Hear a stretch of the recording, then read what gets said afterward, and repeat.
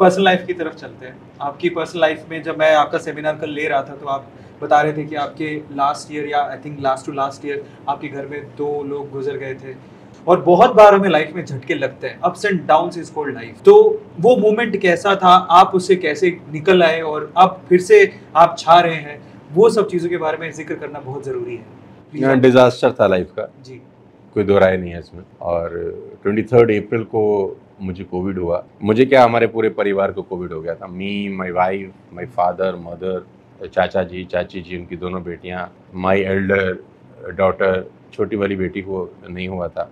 We all get infected. मेरी sister in law मेरे साथ रह रही थी ऑन दैट टाइम।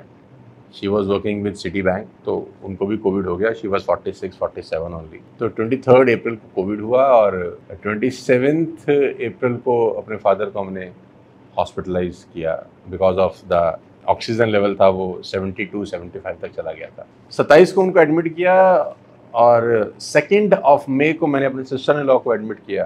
3 मई को मैंने अपनी वाइफ को एडमिट किया। मतलब ऐसा होता था कि उस सेकेंड लॉकडाउन में सब लॉकडाउन था, सायरन की आवाज़ें, एक एम्बुलेंस आती थी घर से, एक को लेके जाती थी। 2 दिन के बाद एक और एम्बुलेंस आती थी, वो दूसरे को लेके जाती थी।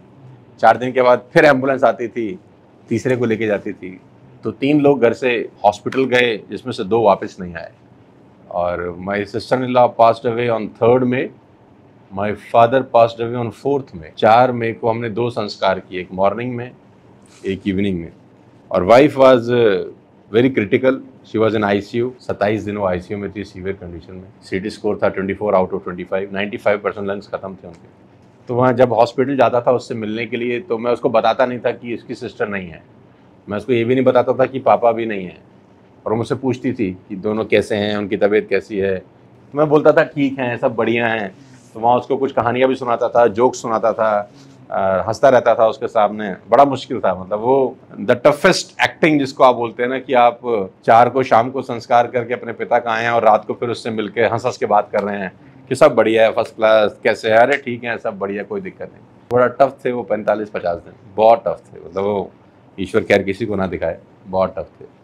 तो बहुत सारे दोस्त थे जो आना चाहते थे हेल्प करने, लेकिन बेचारे नहीं आ पाए। तो मुझे बोलते थे यार बहुत बुरा हुआ तेरे साथ, SMS आते थे कि हमने कभी सोचा नहीं था कि ऐसा भी हो जाएगा। तो मैं तब भी उनको यही बोलता था कि भगवान की मेरी पे बड़ी कृपा है। तो बोलते तू पागल आदमी है यार, ऐसे टाइम में तो लोग भगवान को बहुत वो करते हैं कि ऐसा तूने हमारे साथ क्यों किया।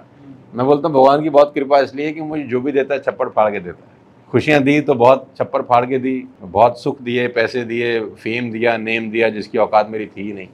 तो आज जब वो ऐसा कर रहा है तो मुझे शिकायत करने का कोई हक नहीं है। The show must go on. बिल्कुल सर। उसके बाद ऐसा लग ही नहीं रहा कि आपने ये दिन देखे हैं। इनके लाइव सेशन को लेने का एक अलग ही मजा है और वहाँ पे ऐसा लग ही नहीं रहा था कि इतनी ट्रेजेडी आपने 1 साल पहले देखी है। सर सल्यूट है आपको। उस टाइम पे ऑब्वियसली आप एक्ट कर रहे थे अपनी वाइफ के लिए, अपनी फैमिली के लिए, बट अंदर से अपने आप को मजबूत रखना भी बहुत ज्यादा जरूरी था। ऐसा इंसिडेंस अरविंद कि मैं आपको बताऊंगा तो रोंगटे खड़े हो जाएंगे। हिंदू ट्रेडिशन में जब फादर चले जाते हैं तो आपको बाल जी, हटाने पड़ते हैं, राइट। वो एक ट्रेडिशन है, दुनिया फॉलो करती है। मैं वो भी नहीं कर पाया। क्यों नहीं कर पाया? क्योंकि अगर मैं बाल हटा के अपनी वाइफ के पास जाता तो वो समझ आती कि कुछ ना कुछ हुआ है।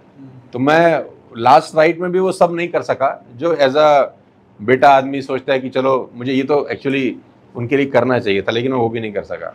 कुछ चीज़ें ऐसी होती हैं ना जिस पे आपका कोई कंट्रोल ही नहीं है। जीवन मृत्यु, ये 2 चीज़ें हैं जिसमें आपका कोई कंट्रोल नहीं है, आप कुछ कर ही नहीं सकते।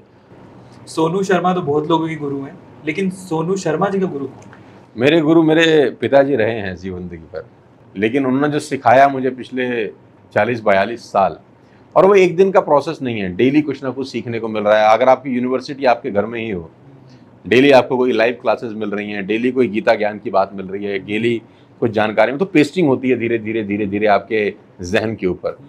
तो वो मेरे लिए सबसे, और इसका एहसास अब ज़्यादा होता है। सही बात है। तब तक जो चीज़ आपके पास रहती है उसकी एहसास नहीं होता। जब वो चीज़ आपसे छूट के उड़ जाती है तब उसका एहसास ज़्यादा होता है कि यार वाकई में क्या कुछ सीखा यार हमने।